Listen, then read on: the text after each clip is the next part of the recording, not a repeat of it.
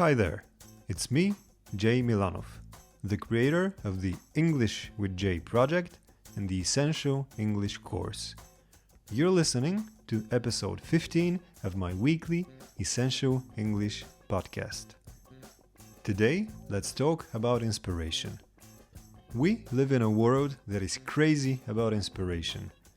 Our music, our movies, our books, our news, they are all so full of inspiring things that one would think we can't live without inspiration. At the same time, inspiration is neither air nor water, and we know it. The question is inspiration really that important? Well, I'm not a scientist, but let me tell you what I think. First, I realize all I need to survive is food, water, heat, and the roof over my head. But I don't think survival is the big goal of a person's life. And neither it is the only goal. Maybe that was the case 500 years ago, when bears, wars, hunger, and diseases could kill you every day. People had serious reasons to be worried about their survival. But that's not the case today. We may complain all we want, but our life is safe and organized beyond our wildest dreams.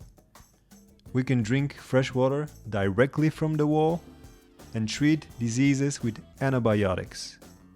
This is something that even kings couldn't do a few centuries ago.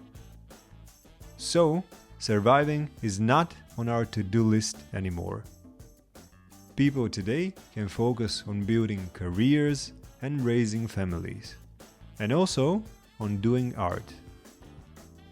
Art is so common among humans that some scientists believe it's a biological necessity. Even if we go back thousands of years into the past, we will find paintings left by cave people. If you're not familiar with the word cave, a cave is a big dark hole inside of a mountain. It's where bats live and where people used to live before we started building houses. A cave provides safety from the wild animals and the weather outside. It's really interesting to see that even cavemen made art. It was primitive, of course, but they painted all sorts of things, mostly animals to be specific. And if even cavemen made art, there must be something special about art for us humans. Maybe art helps us understand and explain the world around us and how we feel about it when words are not enough. Colors and shapes can help us a lot to express our feelings. So does music and dance, by the way. We have found all sorts of primitive musical instruments around caves and ancient villages. It seems humans just love art. We can make it or just enjoy it, but in both cases we need it. Whenever we feel safe, we always turn to art. And art needs inspiration.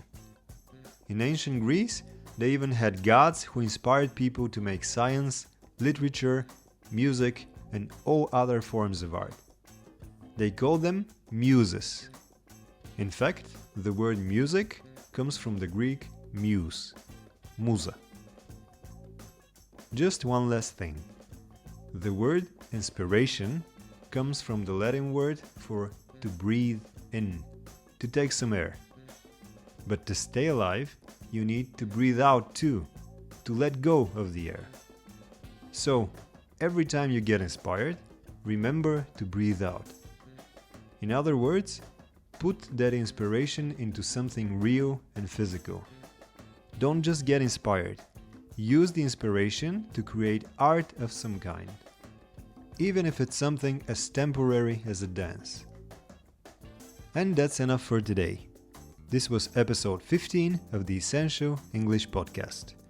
I'm Jay Milanov,